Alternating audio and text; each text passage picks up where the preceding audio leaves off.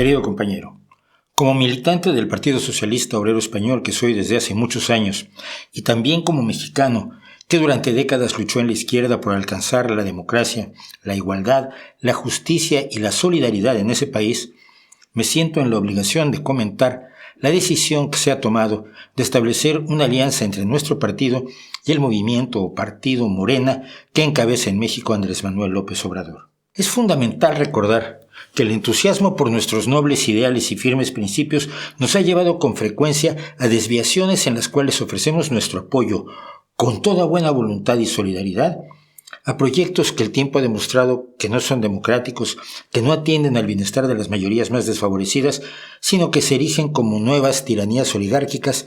embosadas tras un discurso que no tiene referente en la realidad. Hablo de casos como el de la Unión Soviética y sus satélites, el de Cuba y más recientemente los de Nicaragua y Venezuela, donde la simulación progresista, la retórica socialista, la grandilocuencia y el recurso discursivo ocultan y han ocultado la verdad de una ciudadanía desatendida cuya vida no ha mejorado o ha incluso empeorado gravemente, mientras su élite gobernante nada en la opulencia y cuyas libertades y capacidad de participación y toma de decisiones democráticas se han anulado, incluso echando mano de la violencia mortal, constituyendo así regímenes autoritarios que van en todos los aspectos contra los principios del Partido Socialista Obrero Español. El tiempo nos ha enseñado que en cuanto al sano internacionalismo que debe regir nuestra relación con el resto del mundo, el compromiso con las personas, con la ciudadanía de cada nación, debe primar por encima de nuestra relación con gobiernos o partidos, especialmente cuando estos no son más que una fachada detrás de la cual la democracia se desvanece, la libertad sufre y los ideales de igualdad, solidaridad y justicia se convierten en agujeros negros, conceptos vacíos de contenido. Llamarse de izquierda o progresista, pues, no basta para hacerlo. Desde aquí, y para México, he denunciado en numerosas ocasiones a lo largo de los últimos 6 o 7 años que las ideas y principios de la izquierda nunca han sido los resortes que mueven a Andrés Manuel López Obrador. Esa es una cosa que me contrapone, ¿no?, con el pensamiento de la izquierda. Difiero de quienes dicen ni perdón ni olvido. Hay muchas cosas, ¿no?, por ejemplo, que yo no recojo de la izquierda. Hacer a un lado la familia, por ejemplo. Que todo sea a partir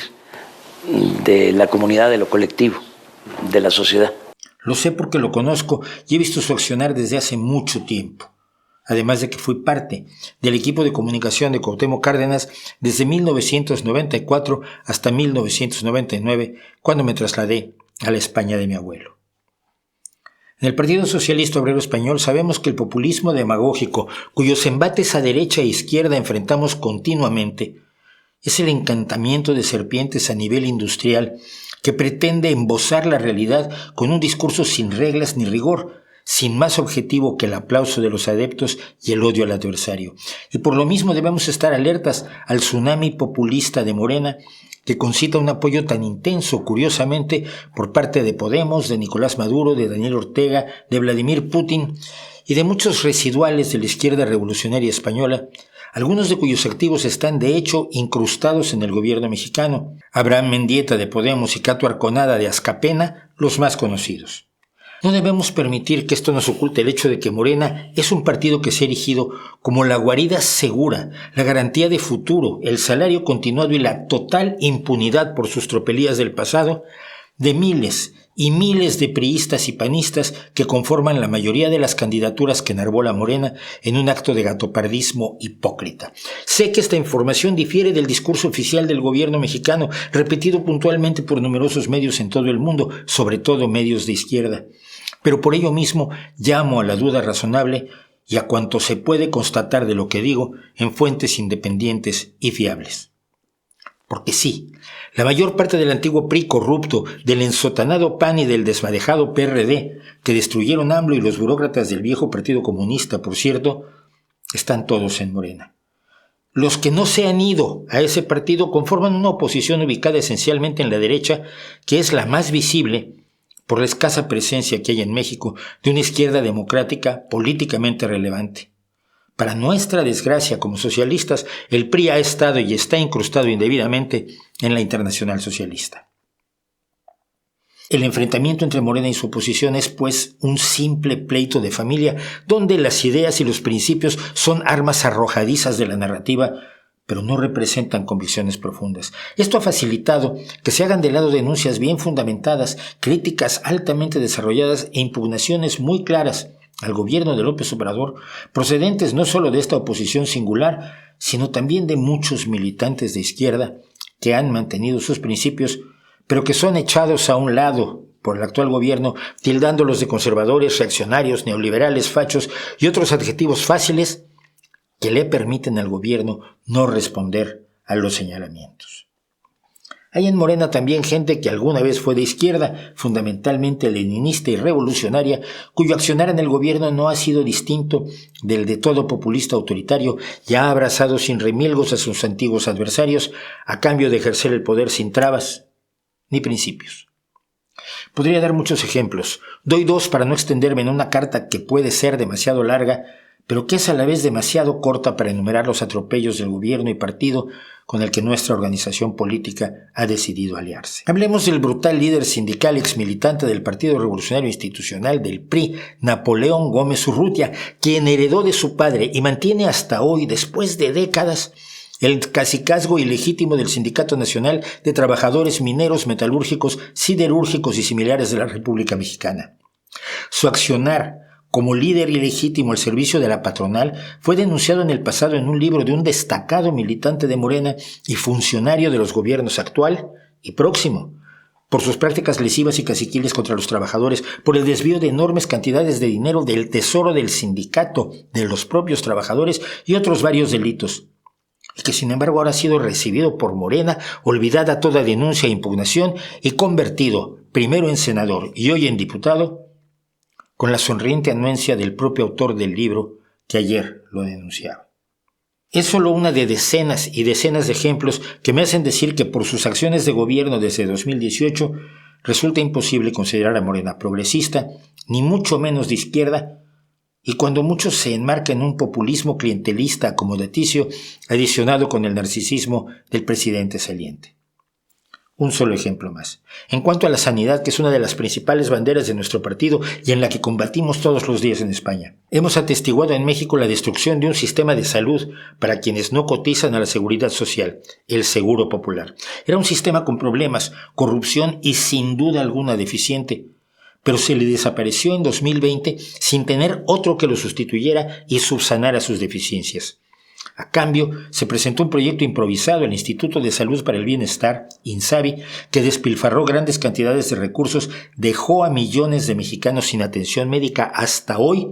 y fue disuelto apenas 3 años después. Hoy sigue sin haber ni siquiera el pésimo sistema previo, pero López Obrador afirmó, luego dijo que en son de broma, en su informe de gobierno del 1 de septiembre de 2024, que México ya tiene un sistema de salud mejor que el de Dinamarca, como ha venido prometiendo durante años. La negativa a luchar contra la delincuencia con el lema abrazos, no balazos, ha desprotegido a la ciudadanía mexicana, convirtiendo a México en el tercer país más peligroso del planeta, incluso por encima de otros que sufren terribles conflictos armados abiertos. Un país donde hay zonas en las que directamente el gobierno no está operante y la vida cotidiana la dominan los grupos delictivos que incluso imparten justicia y toman decisiones de gobierno mientras extorsionan a una población indefensa. Y esto, pese a que se ha aumentado la militarización del país, pero no para defender a los ciudadanos de la delincuencia, sino para construir aeropuertos y luego gestionarlos, así como gestionar la totalidad de los puertos y puestos aduanales, vías férreas y otras funciones que no le corresponden y que concretamente violan lo dispuesto en el artículo 129 de la Constitución mexicana, que impide que el ejército tenga funciones fuera de la disciplina militar en tiempos de paz. Ahora el gobierno mexicano se ha abocado además a la demolición de instituciones autónomas que fueron resultado de la lucha de años por parte de las fuerzas progresistas y de izquierda para avanzar hacia una democracia funcional en México. Muy destacadamente ha decidido desaparecer el Instituto Nacional de Transparencia, Acceso a la Información y Protección de Datos Personales que permitía a los ciudadanos tener acceso a los documentos del gobierno. desde los inicios del actual gobierno. Como periodista independiente, como socialista y como mexicano, he hecho una serie de vídeos analizando algunos de los temas que hoy creo que deberían preocupar al Partido Socialista Obrero Español en su relación con Morena y que se pueden consultar en la lista de reproducción que está en la descripción de este vídeo. Por supuesto, la decisión de hablar y denunciar me ha traído insultos, ataques y la pérdida de amigos y compañeros, o gente que creía yo que eran amigos y compañeros y que han optado por cobrar en el gobierno en vez de enfrentarlo por sus acciones antipopulares y lesivas al bienestar ciudadano. Pero allí siempre he tenido presentes las palabras del fundador de nuestro partido, Pablo Iglesias Pozzi. Merecer el odio de los que envenenan al pueblo será para nosotros una honra. El veneno para el pueblo mexicano, la negativa a luchar contra la delincuencia que ha desembocado en más de 170,000 asesinatos en el mandato de López Obrador. La convalidación de la venta de niñas para el matrimonio en comunidades indígenas. La creciente militarización del país con absoluta impunidad para los atropellos del ejército contra la ciudadanía. El culto a la personalidad de López Obrador. La persecución contra científicos y la destrucción del tejido de investigación del país. El cese de apoyo a competidores mexicanos internacionales no solo en deportes, sino en disciplinas como las Olimpiadas Matemáticas o el ajedrez. La indolencia ante los asesinatos de periodistas que ha convertido a México, según Reporteros Sin Fronteras, en el país más peligroso para ejercer este oficio. La falta de respeto a toda disidencia o a toda exigencia de pluralidad política. La desaparición de mecanismos de apoyo igual a la ciencia que a la reacción en caso de desastres o al apoyo a las mujeres en situación difícil. Los casos de corrupción de enorme cuantía como el de Segalmex, que asciende a casi 700 millones de euros. La escasez de medicamentos clave para el cáncer infantil, mientras que se acusaba a los padres de los niños desatendidos de ser golpistas al servicio de la derecha. El desprecio a la ley de protección de datos, el mal manejo de la pandemia recomendando amuletos religiosos antes que medidas de protección reales, el rechazo a las energías renovables y la promoción del consumo de combustibles fósiles, la alineación con Rusia en la guerra de Ucrania, las continuas acusaciones de corrupción contra los disidentes, contra periodistas, científicos y ciudadanos que se hacen desde la tribuna presidencial. El desprecio a la lucha de las mujeres que ha dado como resultado índices aterradores de feminicidios y violaciones. La negativa a investigar bien documentados casos de corrupción de los hijos del propio presidente. La reserva de información de numerosas acciones de gobierno que imposibilitan la transparencia y la vigilancia ciudadana sobre las acciones de gobierno y su uso de los recursos. Y los millones de pesos que se han arrojado a periodistas fieles al gobierno. Por cierto, en este último rubro, compañero, están los muchos millones de pesos que ha recibido por adjudicación directa, sin concurso, de los gobiernos federal y de la Ciudad de México, precisamente Rafael Barajas, el Fisgón, empresario, viñetista y director del Instituto Nacional de Formación Política de Morena, con quien usted, compañero, se reunió, probablemente sin saber todo esto. Y yo podría seguir. Por esto que se refleja fielmente en la nueva mandataria mexicana Claudia Sheinbaum Pardo, que mantiene en su gobierno a los mismos viejos priistas, panistas y revolucionarios frustrados,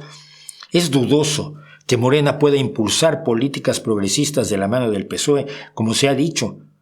Y se ha dicho sin duda con buena fe, pero poca información. Y menos es posible que sea un aliado en la batalla contra la ultraderecha cuando el propio AMLO ha sido valedor de Putin y sobre todo de Donald Trump, tanto durante su mandato como presidente como durante su campaña actual para volver al poder. Por todo esto, y siento haberme extendido, pido una reflexión sobre el acuerdo que se ha tomado y solicito a la dirigencia de mi partido que en lugar de esta alianza con un movimiento o partido como Morena y su asalto a las instituciones democráticas, consolide su alianza con las mejores luchas del pueblo de México y con la recuperación de los derechos sociales y políticos que se le están escamoteando día a día, así como con la reorientación de los recursos del clientelismo político y la corrupción hacia programas sociales que efectivamente combatan la pobreza, la marginación, la falta de salud y educación que han lastrado las oportunidades de más del 40% de la población mexicana que se mantiene en la pobreza y la pobreza extrema con todo lo que ello implica. No cometamos nuevamente el error de pensar que quien habla como nosotros pensamos va a actuar como nosotros creemos que se debe actuar. Creer en la demagogia de quienes usan un discurso que nos resulta seductor, en lugar de ver los resultados, realidades y la vida real de las mayorías, ha sido muy lesivo para la imagen y la lucha de la socialdemocracia en todo el mundo. Es un error que no debe volver a ocurrir, y menos con un país como México, largamente asediado por una clase política depredadora y necesitado de solidaridades claras, sobre todo de las fuerzas progresistas, para tomar finalmente el timón de su destino.